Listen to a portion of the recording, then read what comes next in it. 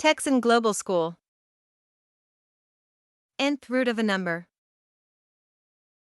In this class, we will analyze the definition of nth root and processes to perform square and cube roots. The nth root of a number a is a mathematical operation where the base a results from multiplying x n times. As shown on the blackboard, n is the index. The symbol is called a radical. A is the radicand. And x is the root. The smallest index of the radical is 2. Hence, if the index of the radical is 2, it is said to be a square root. And in this case, the index is not written.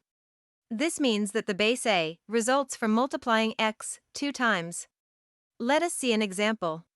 First, write the square root definition. Now, the square root of 4 is 2. Because if we multiply that root by itself 2 times, as indicated by its index, results 4. The square root of 25 is 5.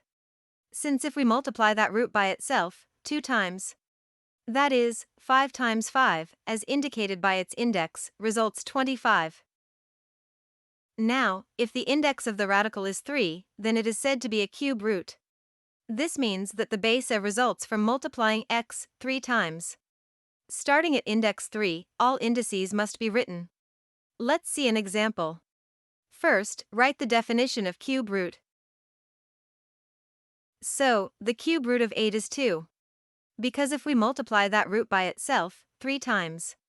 In other words, 2 times 2 times 2, as indicated by its index, results 8. Finally, the cube root of 27 is 3.